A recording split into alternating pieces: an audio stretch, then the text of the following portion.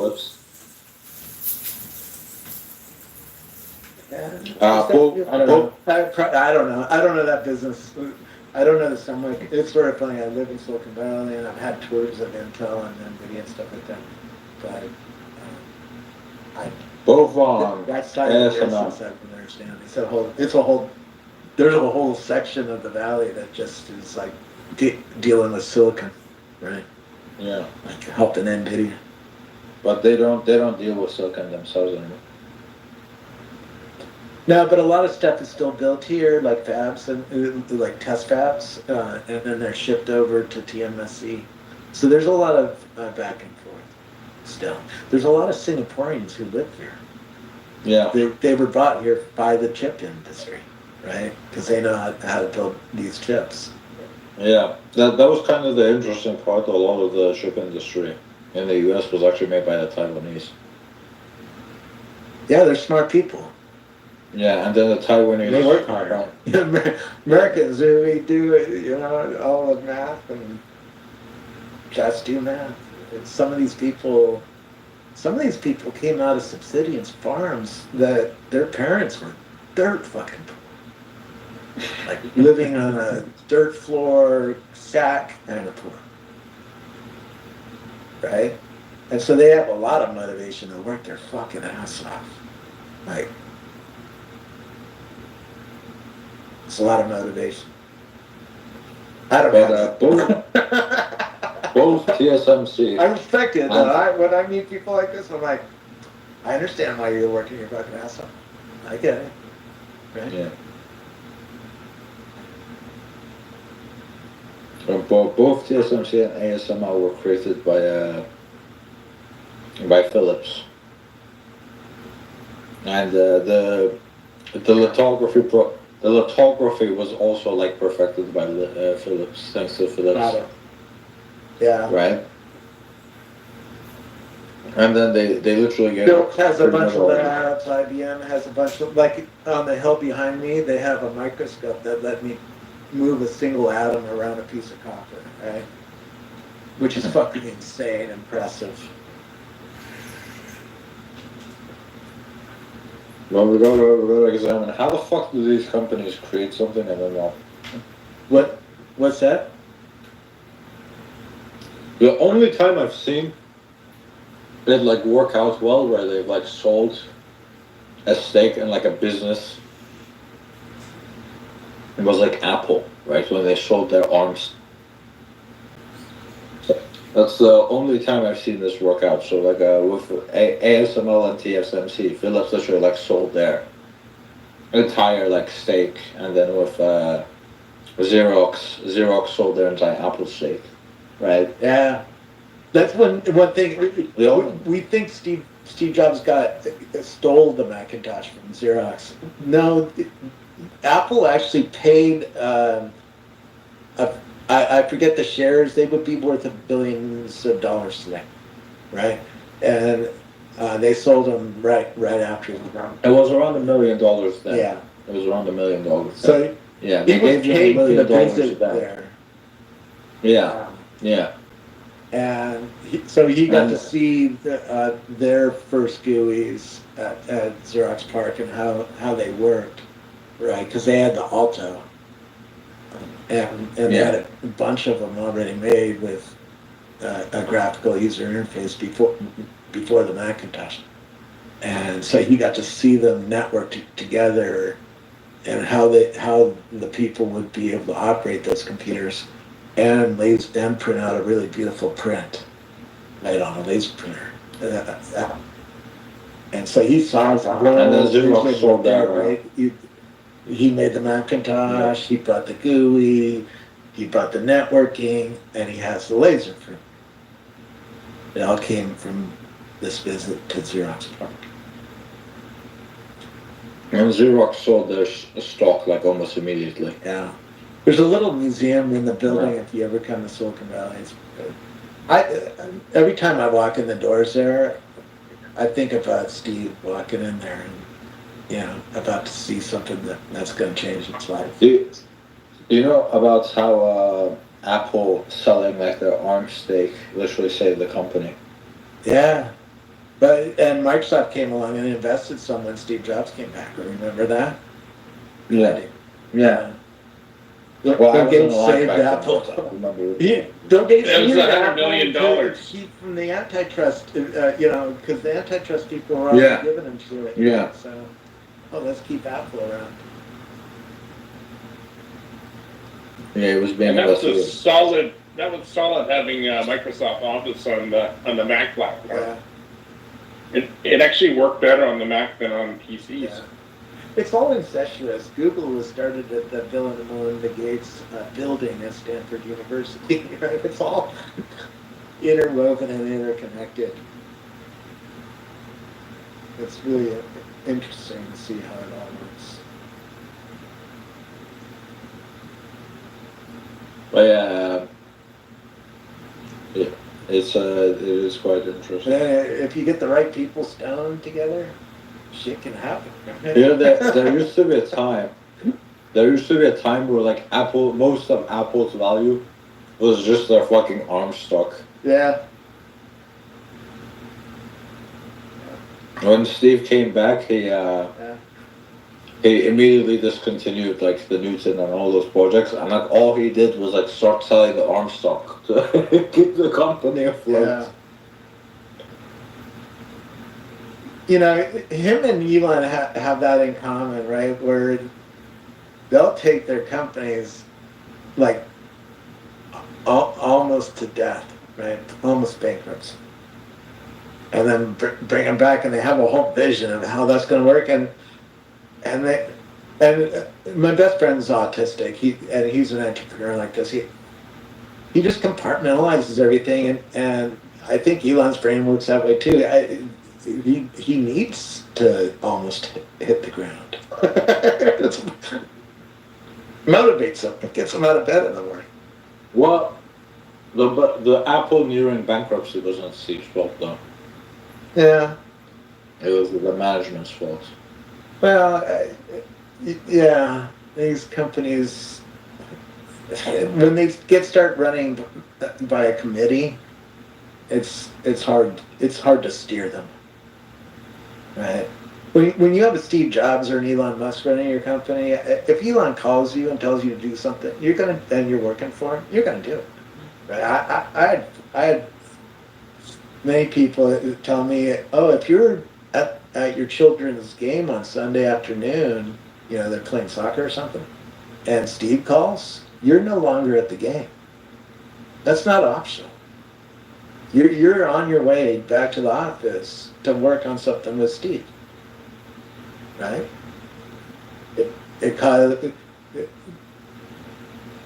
He had that ability, and everybody went away along with it because it was Steve Jobs.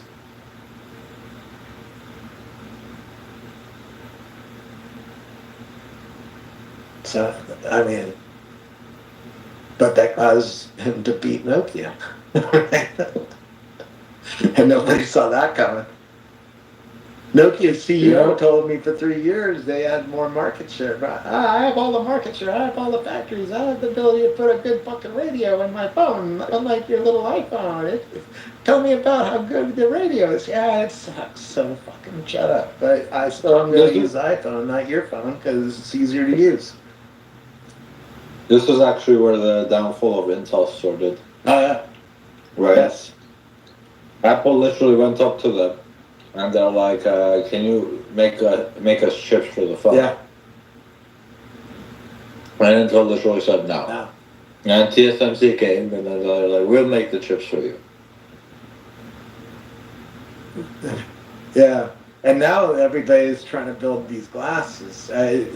Zuckerberg's burning $40 billion. And Tim Cook the same, right? And I assume there's other companies doing the same. I just heard Microsoft is buying displays from Samsung.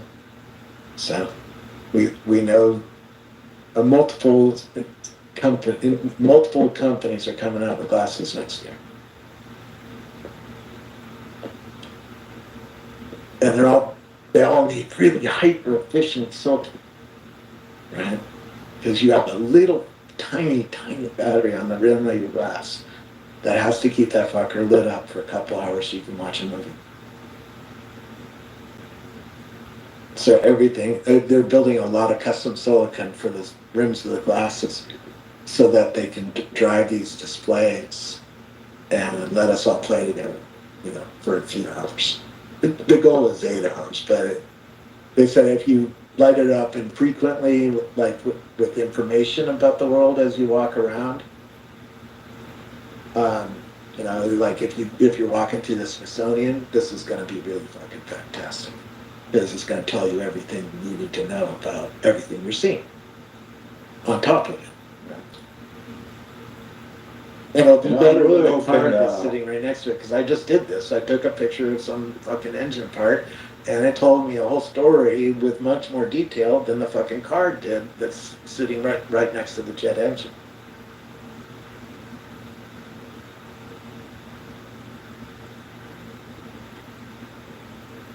I'm really hoping. Hey, so what? I was just going to mention that we were talking about chip fab, and I was just reading up on this company called ASML Yeah. in the Netherlands, and they make the photolithography equipment. Yes. Yes. Both The EUV TSMC machines. and Samsung. Can I back up? Because Yes. that's really interesting. I've been inside a fab, so I know how complex it is. It's the most complex building I've ever been in. Yes. It's a Yes. huge building. It's like almost the size of Boeing's factory where they make planes.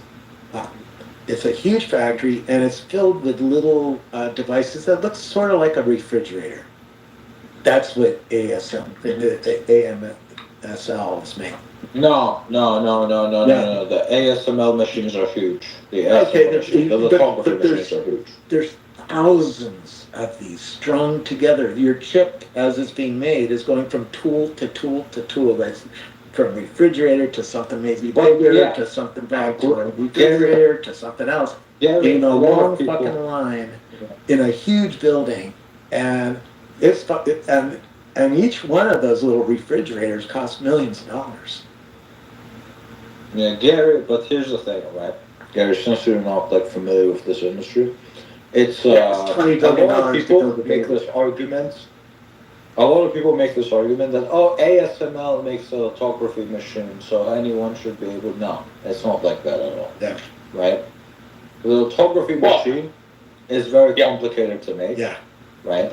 And they're the only ones that can make it at this point. Like ASML is the only one that makes it. And their team is probably running it on the factory line, right? At the fab.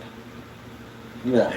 Well, it's usually it's the TSMC or the I don't know how Intel is, but usually it's them themselves that are running it. They don't let ASML run it. Yeah, that makes sense because they know their machine. They were trained on their machine and keeping it maintained and running. And if there's a problem, they don't know how to fix it. The factory staff isn't specialized like that on one machine, right?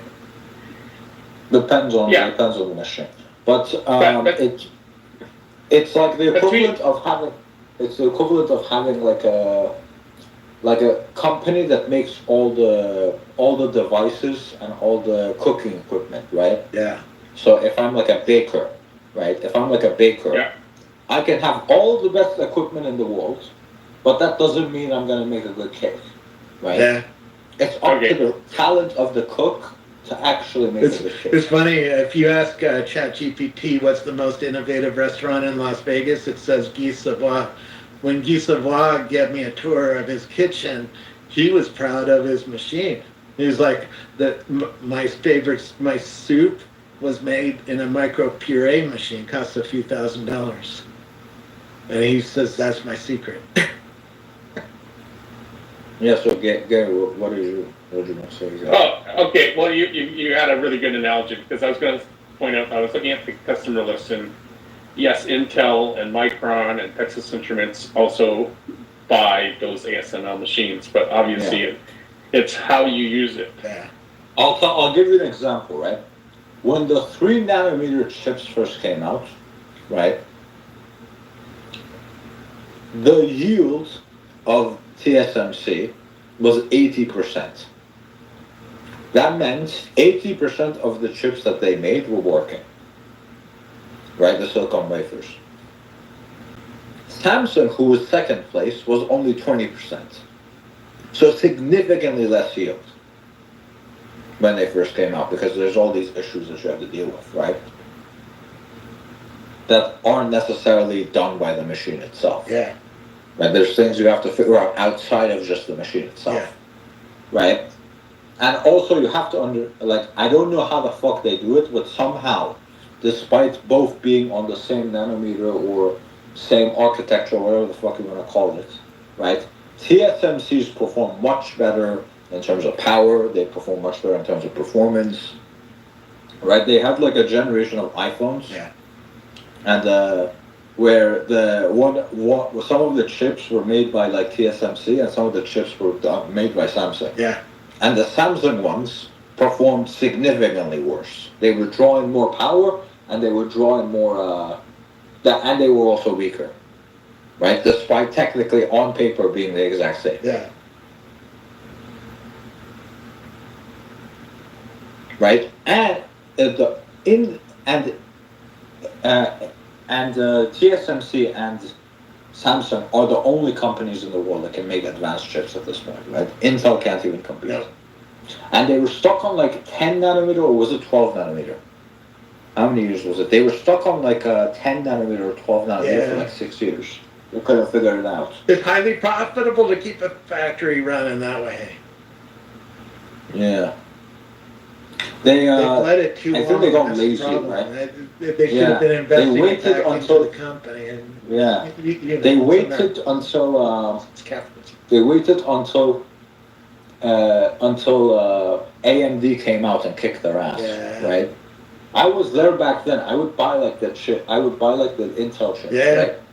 We all And I did. remember Intel would charge these ridiculous prices Yeah. for Well, you chips. go to the fries Right. electronics and just stare at them Yeah. under the glass. Like, holy Right? shit, that's like And $2,000. Yeah, exactly. I remember I spent like $2,000 on a chip, on an Intel chip, right? Or it was like 1,700. Anyway. My dad bought a 64 like, kilobyte 2 RAM years card later. to run CPM back in 1977 and spent or 78 and spent $2,000 in $78. So, we're getting everything cheap now. Yeah, two years later, Ryzen comes out, AMD Ryzen comes out, and completely destroys every single one of Intel's chips. Right? Because Intel had gotten complacent. They hadn't invested in their fabs. Yeah. They hadn't invested in hiring the right people. They hadn't invested in training the people. Not to mention they didn't have the scale. And then by that time, Yeah. right? Now it's like kind of too late. Yeah. Now it's too late. Yeah. Right? They don't have the people. They don't have the talent. They don't have the correct experience. They don't Even have if you had $20 billion in your Yeah. pocket to open a new 20 fab, billion is nothing for these. it Yeah, still 20 takes billion is nothing. how many years to get that built and get it working? I think in Taiwan it's like 4 or 5 years. 4 or I 5 would years? assume. In the I US. believe it. It's Yes, the they're most just to build complex it. building I've ever seen, right? Seems very They have to plan it. They have to plan it years in advance, right? Yeah. And then, but even then, $20 billion for a fab is not that much, right? The one that I think TSMC spends like $30 billion a year or something, right, on each fab, right? So it's like it's a very, very high cost, Yes. right? I can't afford it. And yeah. People around here can. So it's not. Yeah. So when you see people complaining about how much money like Elon's compensation package is, just tell them about the fact that they literally spend more than that. Well, not more than that, I have but friends in around that Chinese same price factories. on a single fucking price. I have friends in Yeah. Chinese factories, and they tell me Tim Cook is the only American who's visited some of the factories in their town. Right? I wouldn't be surprised. What is Tim Cook? He's Steve Jobs' operations guy. Right? He built a lot of friendships all Supply through chain, yeah. China. Yeah, his Some experience percentage. is a surprise. And now other places, right? They're building phones in India and trying to spread out the supply chain and de-risk, because China all of a sudden is a risk for Apple. Yeah, yeah. But yeah, Intel is widely incompetent. Yeah. It, it, it, it's committees, man. I saw it at Microsoft. It's And it's and it's it's it's I know you can literally write an entire book. it comes from the top and from the bottom, both, right? You can see they got a little too complacent. It, But- I mean, I study failure, right? Have you ever heard the Microsoft story, right? Where IBM built the IBM PC to compete with the Apple IIs, Yes. and yes. went to Bill Gates and said, "Hey, we need an operating system." Bill didn't Yeah. have an operating system. He made a basic compiler. That's what Microsoft's first product. He directed it towards someone else. Yeah. And he knew that he wanted to sell more of his basic compilers, and he knew that if this IBM PC would be popular, that he would be able to sell more compilers, right? Because more people would want to build apps on this new platform. So he said, "Oh, go see Gary Kildall down in Pacific Grove, California, near Monterey," and because they have the best OS. They had CPM back in, it was a Digital Research Institute, DRI, I think it was called, and had CPM, which was the #1 operating system of the day. My dad spent $2,000 on a card just to run CPM. It cost $3,000, right, per seat. And that was the problem, because IBM wanted it for $25. And Gary Kildall just couldn't fire his existing customers because he had thousands of people paying $3,000 for it. And he just couldn't wrap his head around how to change his business that deeply to sell the same thing to IBM for $25. Well, after doing this twice, Bill finally got the message he better find an OS, and started asking all of his friends to find him an OS. They found one at Seattle Computer Works. Tim Patterson had a copy, a clone of CPM that he called DOS, and he sold that to Bill for $50,000 or something like that, 55 or something. And then Bill's dad was a lawyer, so when they wrote the contract with IBM, he had it put in the contract that they could sell the operating system to other manufacturers, and that's what made Microsoft. Same thing with Intel. Yeah, a lot of stories. Yeah, and Microsoft and Intel were huge, powerful partner. I mean, people forget those days. Yeah. Everybody thought they were going to rule the world forever. Microsoft, so Yeah. yeah, and IBM and Intel, so powerful. Now it's like whatever.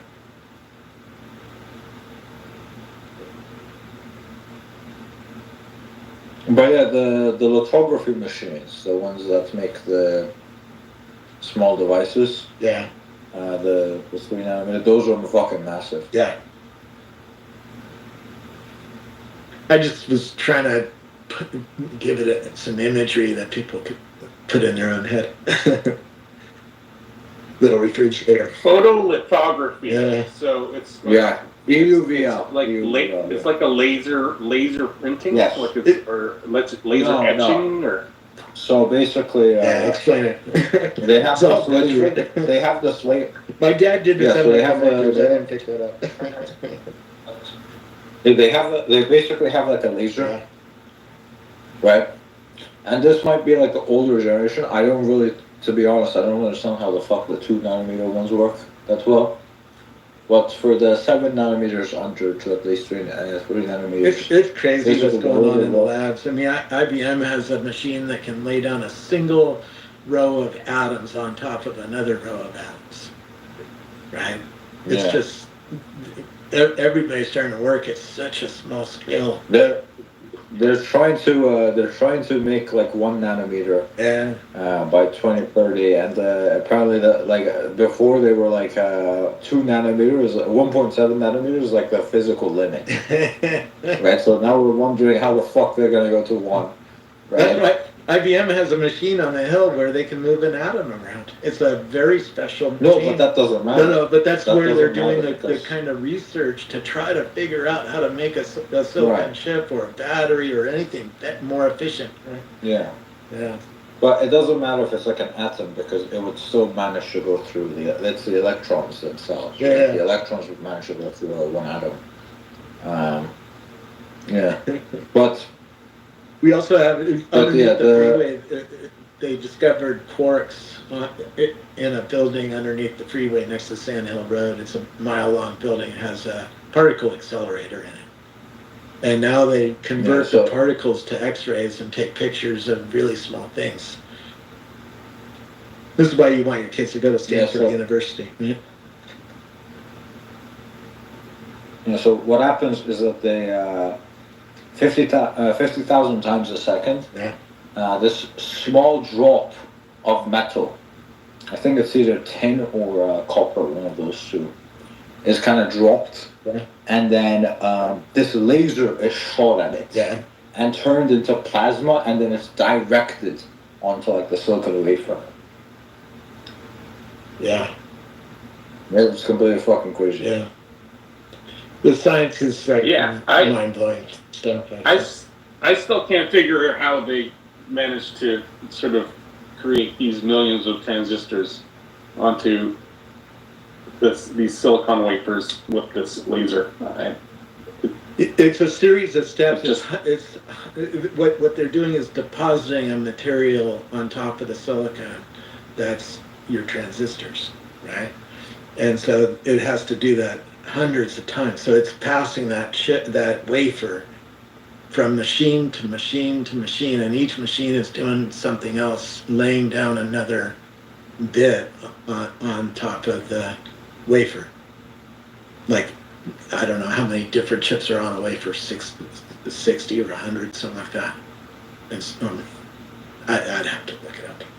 But it's some number on a wafer, right? It has the chip repeated many times on a slice of silicon, and it's writing each one of those in one of these machines we're talking about, and it's hundreds of them in this huge fucking building.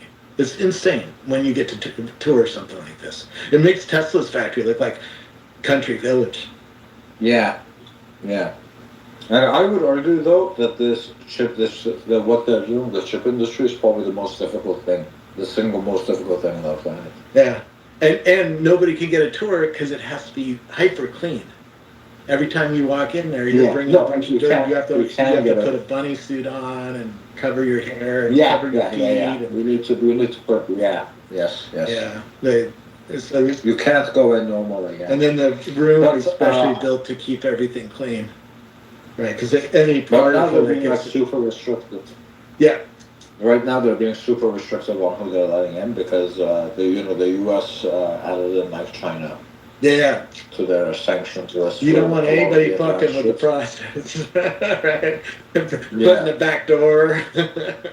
Yeah. There used to. I mean, think about James Bond. Actually pretty easy. How would James Bond attack a fab? You know.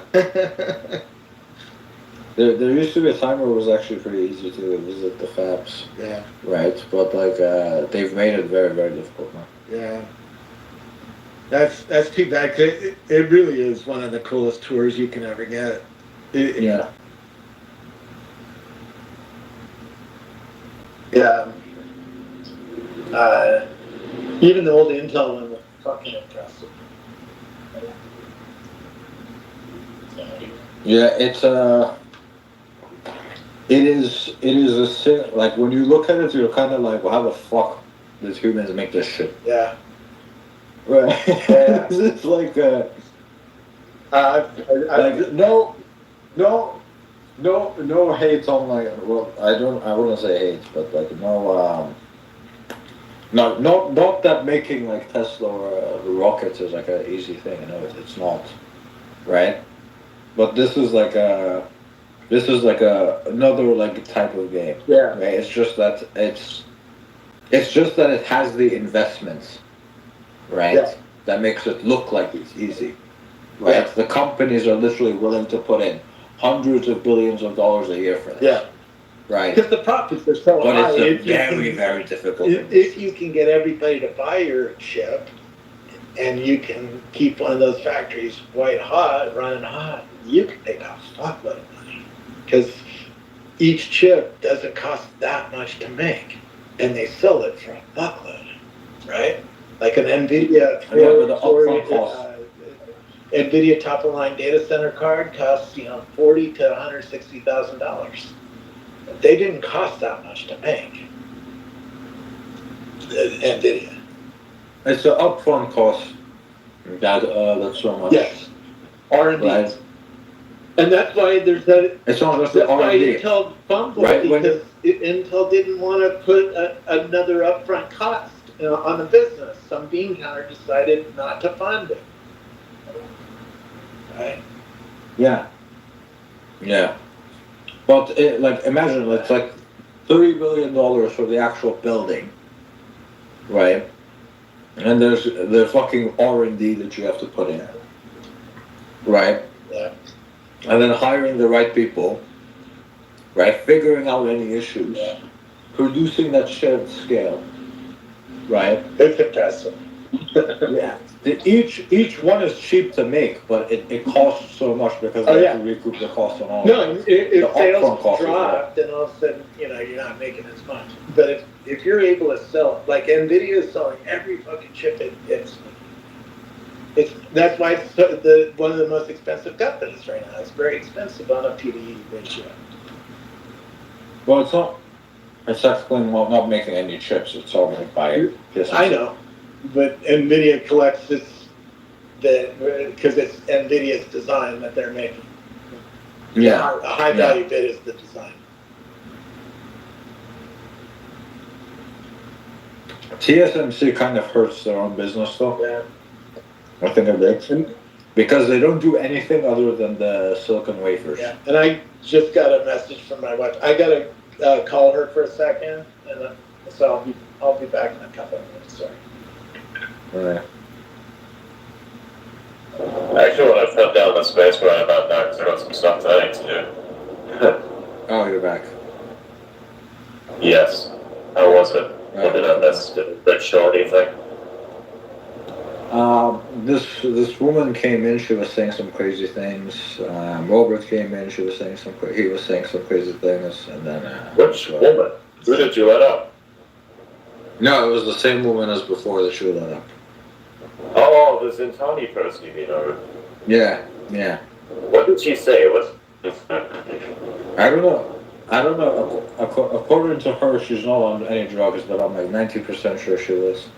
wait, say what? Wait, what? She has the amazement of a person just finding things out for the first time when things have been existing for a long time. Okay. So, I see. Okay, I see. Yeah, sure, that makes sense. It's fucking weird the fact that I understand what you mean with that. This is like something that a person like me should not really think about, but it's happening anyways. So I'm like, okay, cool. It's surprising. Sometimes I don't make sense either. Yeah, it's like, whoa, what the fuck, it's like that joke from Family Guy where it's basically a waiter wants to like serve something, and it says one is for the man, one is for the woman. What's it to face? And you know how the situation is, you can't tell the difference between the two because what exactly is a woman? So something like that. It doesn't make any sense to say this, but somehow somebody's going to get what exactly that means. Right? See, Gary's laughing down there because he knows exactly what I'm talking about. That's how it goes. Yeah. There were a few jokes that were told, and some were funny and some weren't. So yeah, it was a fun space. None of her jokes were funny. Wild. Yeah, anyways, I'm going to shut this down. We will be back tomorrow. I got some stuff I need to do. I'll be online playing some fucking Diablo or whatever else. By the way, Blythe, did you already see that video that came out with Raw? I was fucking looking at that sorceress build, which is weird. It has like light aimbot. Like I don't know. We kind of want to do a thing where it's like we have target thing. So I kind of want to still do the barb, but I don't know if that's still the most powerful thing to do. I think like the lightning source is really good. Like, what do you think? What do you think was pleasurable to play these days?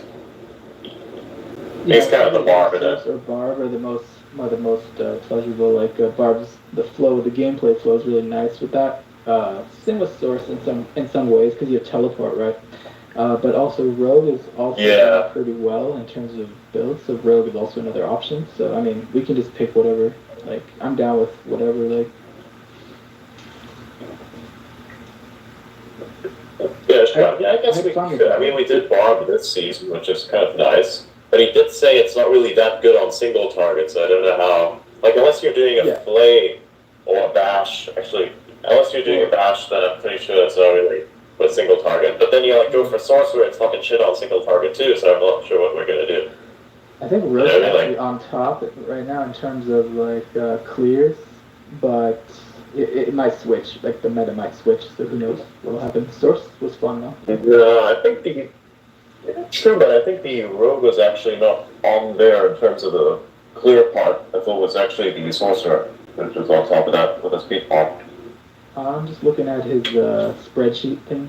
He has like a tier list. It has Rogue on the top, but it's just one Rogue build, so we'll see. Yeah. Okay, cool. Anyways, I'm gonna have to shut this down. We'll be back. So yeah, sure. We'll be back tomorrow, same time, same place. I need to do some stuff. I'll be back online in probably like 1 hour and 30 minutes, roughly about. And then I may do a live stream. Thinking about doing that. We'll see how it works out. So keep your eyes peeled on the timeline. Stuff might come out. Yeah. So I'll see you guys around. Thank you very much for coming. Tomorrow then. 9 p.m. Eastern, as always. Good night.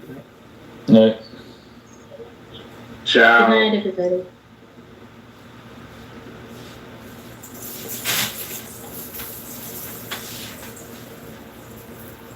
The unholy meat obelisk.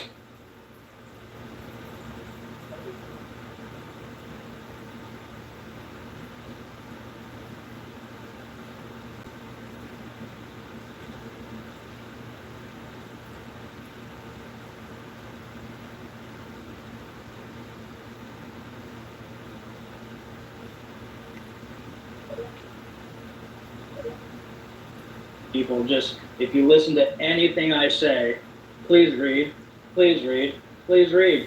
And I think you can really take away evil in this country and the total Zionist agenda if people just knew the facts. Read Jewish literature, read the Protocols of Zion, read the Bible. And there's a reason why the conservative movement is making the synagogue of Satan verses in Revelation, trying to make a hate speech. Because that's what the Zionists want. They're going to start with that, and they're going to slowly chip away at the Bible, verse by verse. And it's just sad. It's like, wow, dude, you guys are supposed to be protecting our Christian faith. Now you want to say the synagogue of Satan is hate speech? That's the words of Christ in Revelation. You want to ban the words of our Savior. That's wild. And I just find it very non-coincidental when the prophecies of the Bibles tell us. Jesus said, there's going to be a time where you will be called not into the courts, but into the synagogues for believing in me and saying my name. It's just, I love the Bible with every inch of my soul because it's just like, no shit. It's just a prophecy. We're living prophecy, people. We're living it. Christ is king. And that's where you lose me. Okay, I'm sorry. I don't mean to preach. I'm not trying to sell. It's okay, Josh. It's okay. That's not the issue.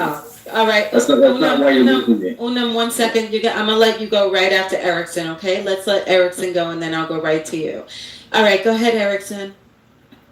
Thank you, MB. Let me tell you what's sad. What is sad is everybody's wanting to know about Agenda 25, 2030, 47. I don't give a fuck about them. What I care about is Agenda 2024. Now here's what's even sadder. That here in the 21st century, supposedly enlightened people still actually believe presidents run their countries. In the 21st century, Amen. in the 21st fucking century, the multinational corporations, the banksters, and the global military industrial. Oh God! Oh boy, that was nice. And the fucking Fed. And Ron Paul. Wait a minute! Hey, you've been talking for 20 fucking minutes. Let me talk. The global. You gotta let Erickson speak. He's gonna tell you. Go ahead, Erickson. The last people running the show is the global military industrial complex. You don't need to use the word Zionist. The globalists are running it.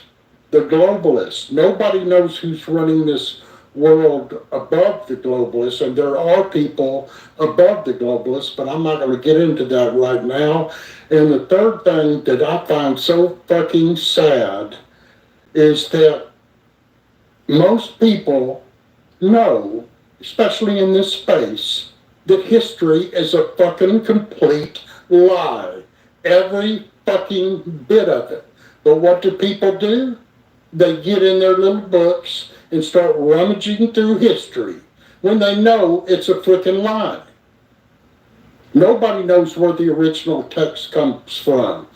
Civilizations are only 6,000 years old. Humans have been roaming this earth for 300,000 years. I'm done. Thank you, bro. I couldn't agree with you. I agree with you 1,000%. You're a brilliant, smart man. Thank you for saying what you just said. Thank you. Couldn't agree with you more. Hey, does my microphone work just real quick? Is this working? Yeah, we hear you, bro. Okay, who was that? That's me. Oh, that's okay, Chavez. Oh, no. Chavez, you're going right after Unam, okay? I know you've been so patient. Thank you so much. Okay, so Unam, go ahead. It's on you. Thank you so much, Erickson. Thanks. I'll try to keep it short and on the point. I just wanted to rebut something that Josh was saying, because earlier I was kind of siding with him on an issue against Alpha, sort of, and then my phone died. But this is where you lose me. The eschatology within the King James Bible is very similar to the same eschatology that's behind the 12 Shias controlling Iran. And it's building up towards these prophecies. But see, the thing is, I don't believe in prophecies. I believe in protocols and plans. And why is that? Because the Zohar is the protocols. And what we are seeing when they say that Bear and Gog and Magog, it's not a prophecy. It is a playbook that the Luranic Kabbalists and the Masons are using to bring about a centralized government. But what they need is they need some populist support. So they've inserted that into those texts. So I don't believe in prophecy. I do believe it's going to happen because the power and influence they have, and they've been building this up for hundreds of years. But it's a plan, right? And we have to see it for what it is. It's not a prophecy. And that's my issue with the King James Bible. Absolutely.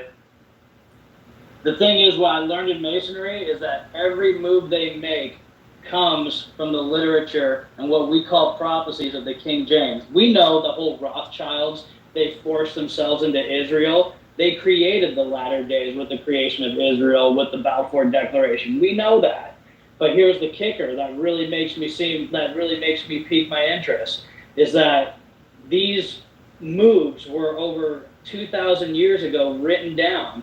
And just like Jesus said, like, he didn't give us a specific timeline, except when we see the abomination of desolation of the Antichrist on the Temple Mount in Jerusalem, that will be the time of his coming back to the earth, a very short time after that. And I agree with you.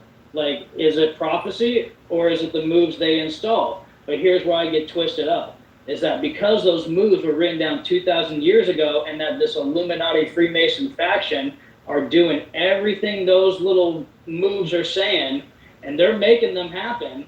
And I asked a few Masons about that, and I got And I was saying this earlier, I've heard from a few Luciferians, like after we get out of the book studies and go get drinks and go shoot pool and like just go hang out after everything's all said and done for the night, these Luciferians told me straight up, like, yeah, we believe, in our religion, we know you're a Christian, and we respect that, but in our Luciferian religion, we believe that if we follow these moves in the Bible, what you call prophecy, this will give Lucifer his second shot against the Archangel Michael, and we believe that he can win with enough damn souls. And when they told me that, it's like, wow, dude, like, you guys are really, I mean, it's even written that, the fourth apocryphal war on the Valley of So then you're getting that good part of the side Bible will win. is Luciferian. You're admitting that part of the King James Bible is Luciferian. No, I'm not. Well, because I think it is, and I think you just painted what that the point. Luciferians are following. They say that if we follow these prophecies, we can give our God a second chance against Archangel Michael, who represents the police arm of your God, and we believe he can win. Talk to these Luciferians. But why would they believe They'll that? shock you. Why would they believe that? I'm not a Luciferian. What I'm saying is that because that's part of their religion. This is Luciferianism that has infiltrated all world religion, and they put these things in our books. Oh, so you think the prophecies are written Right. by Lucifer? Yeah, that's what he's saying. Yeah, and then a lot of people in the space probably think that as well. I'm not alone. There's a few people out there that believe the God of the Old Testament is Lucifer himself. I kind of get hung up on that, and there are some certain things to think about. I mean, right when they said, "Thou shalt not kill," they were wasting Canaanites by the thousands. But they say, "Oh, those tribes were worshiping Satan." The thing is that I know about my religion, and the one thing I'll say is that the evil powers that run this show, they take it deadly seriously. And when I saw them take the King James Bible that serious to the point where it's their most sacred book in their whole brotherhood, and keep in mind, I was only in Freemasonry. I didn't go, that's like third grade elementary school compared to high school, middle school, and college. There's so much above it. But from what I saw at base level, they look at that King James as the most serious piece of literature, and they say that they are going to make every move according to those prophecies of the Old Testament that bind into the book of Revelation. So last question, Joshua. So when they told me that just made me realize how serious. So last question is, do you think that these people are devout Christians who are following and putting the King James Bible above all, or do you think it's most likely that those high degree Masons are Luciferians? Well, there's a lot of Christians in Masons. You'd be surprised how many Christians are in Masons. We know the crypto Jews and the Dominates. A lot of people pretending to be, of a certain religion throughout history. So that doesn't mean anything. Okay, so what's your question? Well, do you think it's more likely with what you saw within Freemasonry and what we see in terms of Freemasonry building and destroying societies? Do you think it's most likely that those higher degree Masons are actual Christians, or they're Luciferian posing as Christians, or Muslim, or Islam, or whatever? What's more likely? I think let me give you an example. The highest ranking Mason I ever met in Los Angeles, he's the guy who invited me to the Order of the Golden Dawn. He was a 5th degree in the Order of the Golden Dawn. I think they call it a practicus or something. But he was like 33rd degree, 5th degree in the Golden Dawn. When you see the 4 holy books of the 33rd degree, you're asked to choose one. You're told, choose one. I chose King James. And he told me he chose Aleister Crowley's Book of the Law. Now, before that book was there, that used to be the Egyptian Book of the Dead. But what that told me on his book choice is that he chose the dark path. This guy was the most kindest, most charitable man I've probably ever met. Like, there was one night, we walked out of the lodge, he saw a homeless guy, gave him $50 cash, and asked him if he needed a ride anywhere. Yeah, but you were there to witness that. That's literally in Kabbalah. I was there. Yeah, but what I'm saying is that that's likely in the Kabbalah. Mysticism. Yes. In the Kabbalah, you know as well as I do, when you follow the path of the dark Kabbalic path, you have to put up a charitable front to the public. But when you go behind closed doors, it gets dark as fuck. And the ring that he wore of the Tetragrammaton scared the shit out of me. I've never seen a ring like so demonic in my life. Because all Masons wear their, their token on their right hand on their ring finger. But the one he had on his ring finger was the Tetragrammaton. Anyone who knows wizardry or black magic knows what that symbol means, and that's what he was rocking, not a Mason. And that's ring, quite Tetragrammaton interesting ring. because the Tetragrammaton are the 4 Hebrew consonants of the Bible God. So, guys, that's another rabbit hole that we go down. And so we'll do, hopefully we'll do a space on the Tetragrammaton. Who is he? Who's that God that has the name of the Tetragrammaton? We'll get into that, and that's kind of and that's kind of what Unam's speaking about. I'm going to go to Chavez, but before that, I just want the audience to know, repost the space. This is I mean, depending on what spectrum you fall on with this, it's okay. We're hearing all different points of view. Share what you think. Come up and speak. Don't be afraid. And Joshua's father. This is how I knew some of the things Joshua was saying. It piqued my interest. He mentioned his father, who wrote the book None Dare Call It a Conspiracy.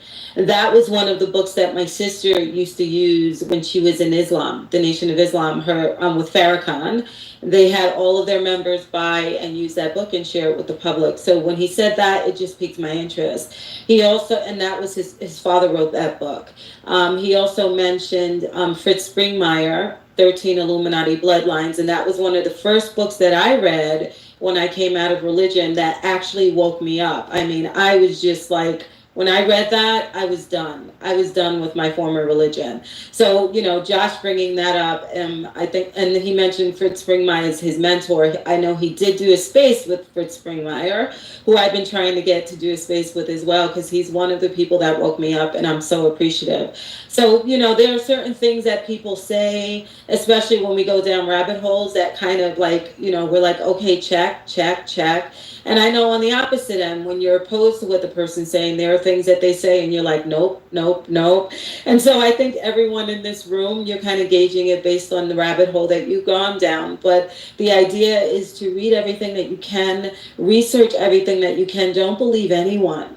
Allow your own self-autonomy and your ability to discern to be the one that guides you through the process. Okay, so Joshua, I appreciate everything that you're sharing. I may not agree with everything, but I'm glad that you seem very, very well researched in your position. So I appreciate it. Okay, so Chavez. Thank you for Chavez, having me it's on. Your turn. And it would be my pleasure to bring Fritz on your channel. It would be my pleasure to bring my mentor of 10 years onto these X spaces so you guys can hear his take on what we've been talking about tonight. He has a very unique take on it, and something that really, I didn't look at it that way, but his interpretation of what is going on, very unique and interesting, because he's been doing it for 40 years, and it would be an absolute pleasure for me to bring on Fritz Springmeier to all of you. Okay, I would love nothing more than for all of you to hear what he has to Josh, say. we're gonna make that happen. Like I don't that would be such a gift to me. It was in 2008 that I read his book, and it was just I speak about his book in spaces continuously. I always mention that he was one of the catalysts to my awakening. So that would be an honor. So I'm gonna let Chavez speak. Chavez. Okay, with that, I'm gonna go though. Okay. I have to get to bed though. It's midnight in Texas. And my final words I'll say is from the bottom of my heart, thank you for letting me speak tonight. You, Maze, Alpha, you guys are just so fucking awesome, dude. All you guys. I love listening to your guys' faces. Alpha, you're the shit. Maze, you're awesome. MV, you're awesome as fuck too. And I just thank you so much for letting me speak tonight. And if we want to schedule another space where we can provide page numbers for what me and Alpha were talking about, I'd be glad to do it. And I would also like to bring Fritz on to give his take on it, because 40 years of Illuminati, he's like one of the last living godfathers of this Illuminati research, and that's just knowledge you can't buy. And like that's priceless. And I would love to bring him on. And if you guys want to DM me, like we can set something up, like with you, Alpha, and Maze all coming together, and Turtle, like, and just all bring it together, all for Fritz Springmeier to hear what he has to say, and to hear a living legend, because I think it's like him, David Icke, and G. Edward Griffin are the last guys left that we have a part of that era, great research that, my dad was first generation, those guys are second generation. He's one of the last living guys left, and he's been my mentor for 10 years. He helped me through my Masonic infiltration. Without him, I couldn't have done it. And I think it'd be awesome if we can all bang our heads together and collaborate to just have a space for Fritz and just hear what he has to say about this, because his knowledge on it, I think, would be all right. Well, let's make it happen. Let's make it happen. Look, when he comes, I'm going to show him my book that he wrote, and all of the pages that are underlined and highlighted, and I wrote in the corners. I will definitely show him that book. And I wrote the date that I read it in 2007. 2008. So I can't wait. So let's make that happen. I think that'll be a good a rabbit hole for people to go down. He actually, I told you, Jehovah's Witnesses, he dedicated, like, maybe it was 2 chapters to the Jehovah's Witnesses, and that was the religion I was in, and that's how he woke me up. Like, he showed the connections to Zionism, to Charles Taze Russell, all of these Freemasonic, like, top dogs. They were in my religion, and they were the leaders of it. So it was just, man, it was so painful for me to read. But when I realized it was true, I had to leave. So thank you so much, Josh. I really appreciate your being here. And we'll work on that, okay? We'll work on another. And Josh, don't forget to send me that page number or the link on the abortion thing, because I went through, did a keyword search, didn't find abortion in there. Even used the term woman, which comes up 14 different times, none related to abortion, just human trafficking and sports. And like I said, you got it, bro. I've never seen that. I've never seen that covered in Agenda 47. And I want to make sure that you understand the difference between 2025 and Agenda 47. Hey, look up pregnancy. Alpha, you're fucking awesome, dude. I'll gladly, tomorrow after I do what I gotta do, I'll gladly go through it, and I will definitely say, you guys are so awesome, dude. I fucking love you guys, the smithereens. You guys are the best. And thank you so much for bringing me on tonight. I gotta go to bed, and yeah, let's all stay in touch and make it happen for Fritz Springmeier, and let's hear from a legend. Thank you guys so much. You're the greatest. God bless all of you. Please read. Thank you very much. Thank you. Maze, you wanted to say something before he goes? Josh, 1 second. Okay, I know you're a listener. Go ahead, Maze. No, I was telling Alpha to look up the word pregnancy to see if it's in there. Yeah, pregnancy does not show up. Pregnancies shows up one time, and it's in the context of birth tourism, and has to do with foreign nationals that come over here to have somebody born here for the purposes of obtaining citizenship. But there's nothing in Agenda 47 that references women's choice or abortions. Okay. Now, Project 2025 is different, but that's why I want people to understand Project 2025 is an extremist freaking thing that they're trying to tag to Trump in order to rug pull Trump, and that's why he distanced himself from it so many times, ultimately getting one of the main guys there fired from the Heritage, because that document really is freaking radical. And, when it comes to abortion, I think a lot of people have been able to review the morality of it and, not to infringe on somebody's right to decide what they want to do. But, I mean, when we look at it, important, yeah. But the misconception is you have the left that says Trump came after women's right to choose and women's health, and he did not. Right. I see that. This country was making it a federal issue when it wasn't a federal issue. Yeah. It was a state issue. So what Trump did was he positioned the people in the Supreme Court, just like the Democrats would do. He positioned conservative justices that are in there that would read the Constitution the right way and make it a state issue, which is constitutional. Right. So when people try to say, oh, Trump came after women's things, the reason the left addresses this is because it is an election talking point, but there's nothing that the presidency can do about it outside of appointing justices when they actually become president. And they know that. But they know that it's a polarizing issue, and they know that they want to push people away from Trump for that. But, Roe versus Wade, abortion is a state issue, has nothing to do with the federal government or the presidency. Yeah, I definitely see that being used as like a manipulation tool with the Democrats. I definitely see that for sure. I could spot the Democrats, like, man, politics in general, but you know what I mean. Go ahead, Chavez. Thanks for being patient. No, it's totally fine. This is a very, very interesting space, and I'm gonna ask for everybody's patience. I'm absolutely exhausted and tired. I'm sure a lot of us are, but I had to stay up and at least listen to most of this. So, um, first and foremost, thanks for having the space. Again, y'all go give these amazing people a follow. MV Maze Turtle. Um, I have some random abstract thoughts here that I'll try to formulate and try to keep structured as best I can. One thing I kind of feel the need to say is, Alpha, I've heard a good bit about you, man. I don't know all that much about you. I don't think I've actually even been in the space with you.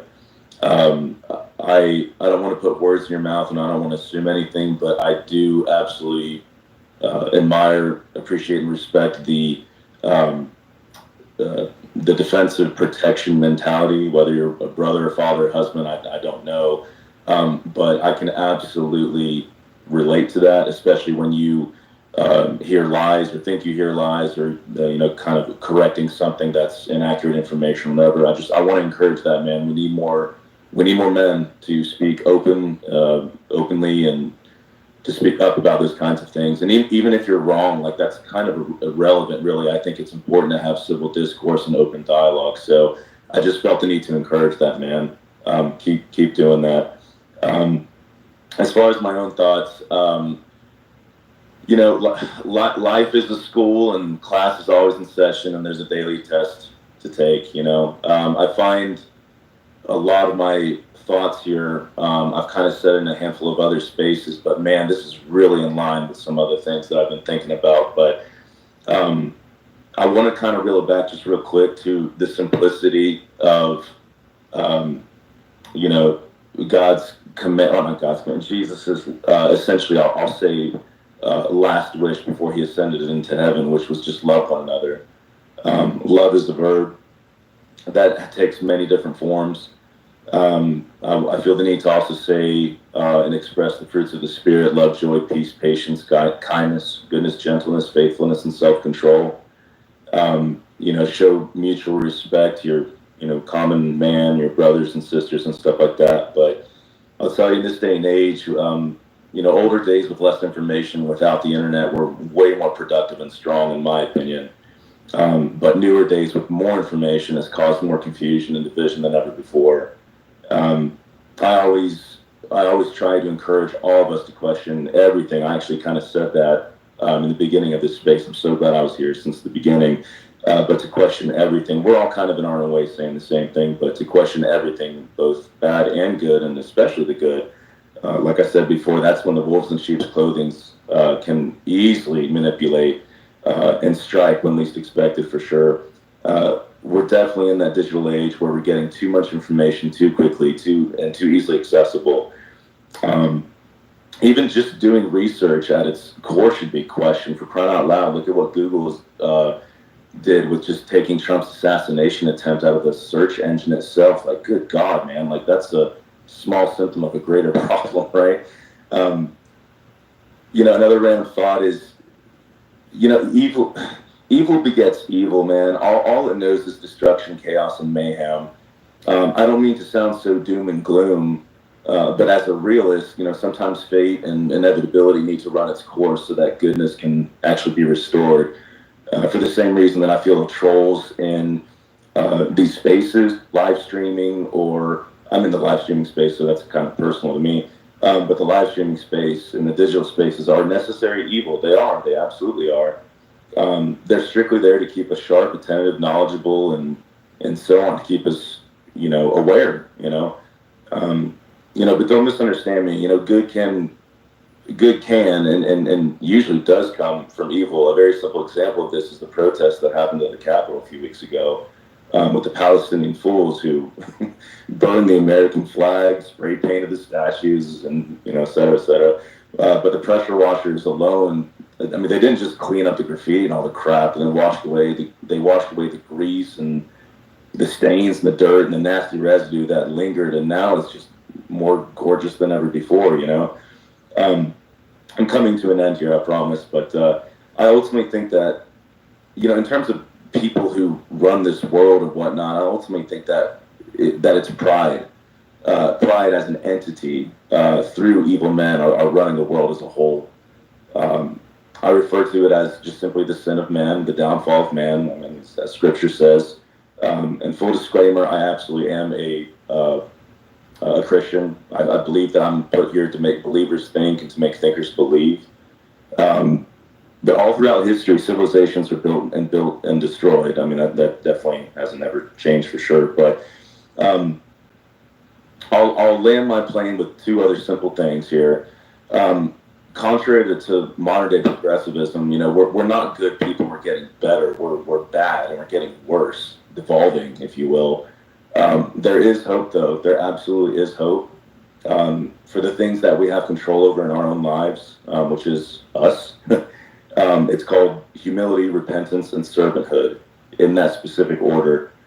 Now, I'm not naive and foolish. I know, like, hardly anybody will apply these three words in their own life, but I mean, I would certainly challenge all of us to implement these core beliefs. Humility, realizing that you're wrong on something, repenting from that wrong, and serving. And actually serving your, like I said, your brother, sister, whatever.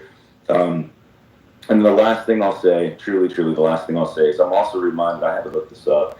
I'm reminded of a verse from Habakkuk, chapters 1, verses 1 through 11. And Habakkuk, the prophet, he's basically screaming out to the Lord, saying, how much longer are you going to let this, I'm totally paraphrasing this here, how much longer are you letting this violence, continue? How much more mayhem are you going to let happen? Like when are you going to come back, or what are you going to do here? And the Lord actually answers. He takes the time to answer, which, he doesn't really audibly do anymore. But he says, look and basically be still and know that I'm Lord, and my ways are much higher than yours. You cannot even possibly fathom how I'm going to turn this around for the greater good. You literally cannot possibly understand this. And I do firmly believe that the beginning of understanding is understanding that you don't understand everything, or that we, myself included, don't understand everything. So I'm about to head to bed, but I just wanted to say, guys, thank you so much for being here. Thank you for your time. That's the one thing you can't get back. I absolutely adore each and every single one of you, brothers and sisters. If you think I'm full of crap, please. I love confrontation. I legitimately do. But I definitely want to encourage, to care and compassion for sure. So I hope this makes sense. Like I said, I'm kind of losing myself a little bit, but I'm going to lurk for as long as I can. But Envy, adore you, sister. I can't wait to grow our relationship even more. Maze, you're amazing. And again, Alpha specifically, brother, we need more men like that, brother. Thank you so much for speaking up. Thanks for having me. Thanks, Chavez. It's always a pleasure. Welcome to the family. For real. All right, Andy, back over to you, hon. I don't even know who's next. Oops. Let me see. I think it's, oh wow, where did the other guy go? Oh no, there he is. Sarab, and then Toby, and then Nicola. Well, to be fair, it's the other way around. But whatever's your space. Oh yeah, I haven't heard from Sarab. I usually try to mix it. Toby's been here hanging out with us the whole time, right, Toby? We've been speaking, but thank you, and you were right. But we're gonna see what Sarab has to say. Then we'll go to Toby, and then we'll go to Nicola. Thank you, and then Taylor.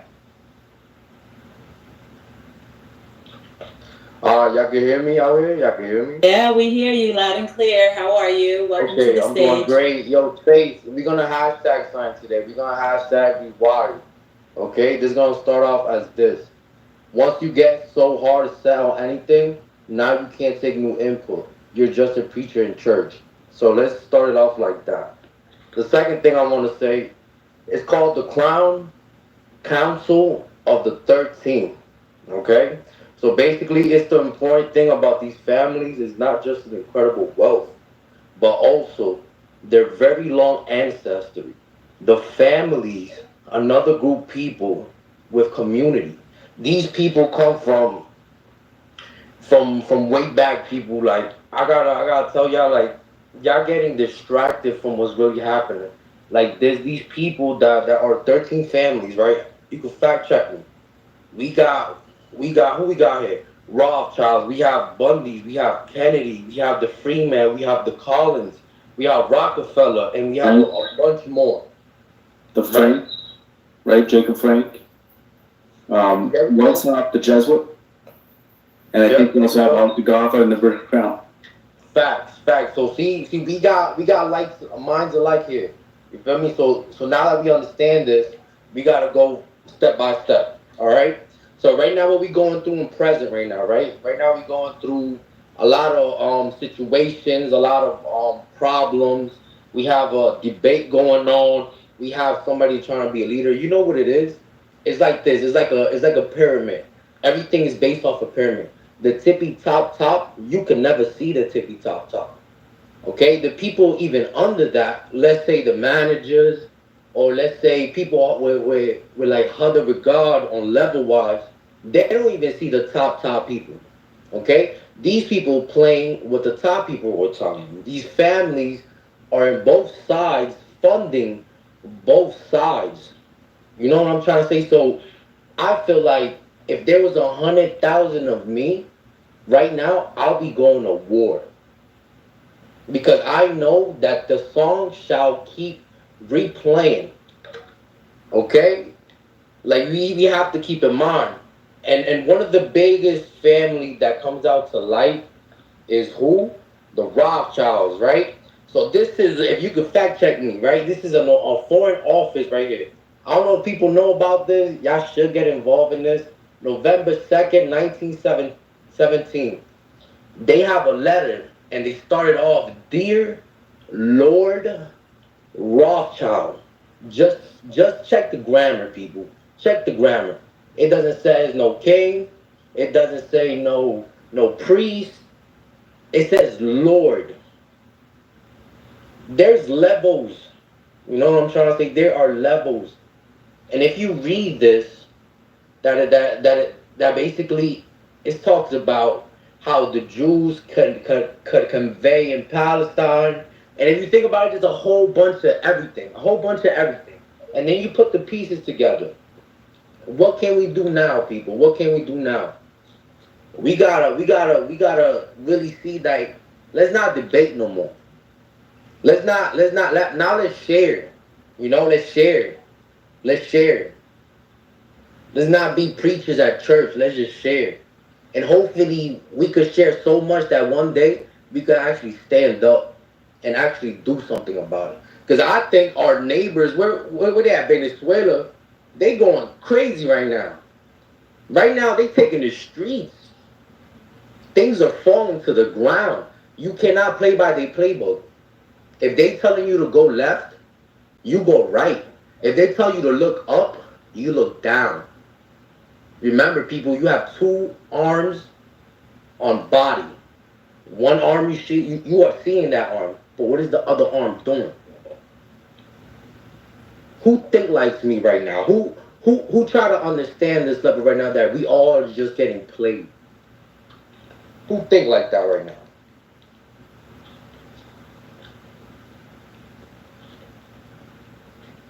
Well, Sarab, I think that's why everyone's here. Everyone sees that there's been a game put on humanity, and so everyone's here. We hear you. I like what you're saying. Thank you so much, and feel free to share more. You seem like you have a lot of the pieces to the puzzle. Thank you. No, for sure. Let me just say by this, right? I want people to do their homework. I'm gonna drop this gem, and I want people to actually do their homework. It's called the Tablet of Seth. I mean, Thoth, the tablet of Thoth. All right, it's basically a funny-looking creature that looks like a crow, basically, right? And if you read the tablet, the oldest tablet that we ever found. Listen, the people already said it. Our history is short. You feel me? Our history is It's called the Emerald Tablet, and we read it. I read it exactly. a couple weeks ago. So if you look at the people that was in charge during those times, and you look at the people that we think are in charge right now, there's a long lineage, and we all gotta really wake up. Like I really hope by next year we got warriors just like me doing something. You know what I'm saying? I'm doing something in my part. I'm not just this is fun, the space, like sharing things, listening to people's opinions, but actually do something about it. Actually do something about it. Don't just sleep it off and forget about it. Like one of the Sims, like the Sims, you know what I'm saying? Like actually do something about it.